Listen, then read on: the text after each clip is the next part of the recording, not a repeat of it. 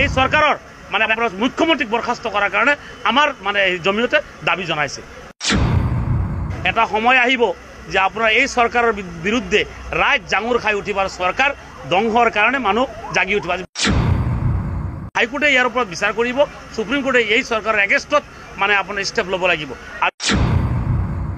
সব কথাটো যে এই সরকারটা একটা ফেসিস্ট সরকার বলে কব লাগিব এই সরকারের ফেসিস্ট সরকার এই কারণে কবলে তেখেতসকলে কোনো দেশের আইন কানুন সংবিধান একো নামানে গতিকে আইন কানুন যেতিয়া নাকি দেশের সংবিধান নামানা হয়ে যা এটা সময় আহিব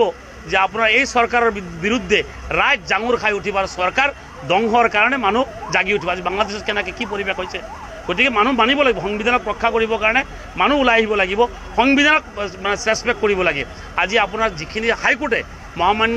উচ্চ ন্যায়ালয়ে বাধা দিছে যে আপনার মানুহখিনি অল্টারনেটিভ জায়গা নিদিয়ালৈকে বা মেডিমাটিত থকা মানুহখিনিক আপুনি উচ্ছেদ কৰিব নোৱাৰে কিন্তু হাইকোৰ্টেৰ কথা অবমাননা কৰিছে গতিকে হাইকোৰ্টে ইয়াৰ ওপৰত বিচাৰ কৰিব সুপ্রিম কোর্টে এই সরকারের এগেইনস্টত মানে আপনার স্টেপ লব লাগিব আর ইয়ার কারণে আমি মহামান্য রাষ্ট্রপতিলে আমি স্মারক পত্র প্রদান করার কারণে মৌলানা বদরুদ্দিন আজমল সাহেবে জমিয়তর মারফত তেখেতে গৈ আছে আর এই সরকারের মানে আপনার মুখ্যমন্ত্রীক বরখাস্ত করার কারণে আমার মানে জমিয়তে দাবি জানাইছে গতিকে আপনি লব সংবিধান যেতিয়া ভায়োলেশন করব তেতিয়া তেখেতে সাংবিধানিক পদ লৈ থাকিব নোৱাৰে ইয়াৰ কাৰণে আমি ফাইট কৰিম সুপ্রিম কোর্টলৈ কথাটো যে এই সরকারটা একটা ফেসিস্ট সরকার বলে কব লাগিব এই সরকারের ফেসিস্ট সরকার এই কারণে কবলে তেখেতসকলে কোনো দেশের আইন কানুন সংবিধান একো নামানে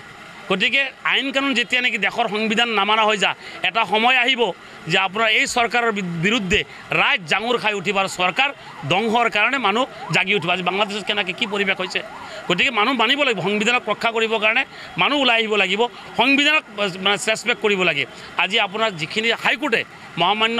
উচ্চ ন্যায়ালয়ে বাধা দিছে যে আপনার মানুহখিনি অল্টারনেটিভ জায়গা নিদিয়ালৈকে বা মেডিমাটিত থকা মানুহখিনিক আপুনি উচ্ছেদ কৰিব নোৱাৰে কিন্তু হাইকোৰ্টেৰ কথা অবমাননা কৰিছে গতিকে হাইকোৰ্টে ইয়াৰ ওপৰত বিচাৰ কৰিব সুপ্রিম কোর্টে এই সরকারের এগেইনস্টত মানে আপনার স্টেপ লব লাগিব আর ইয়ার কারণে আমি মহামান্য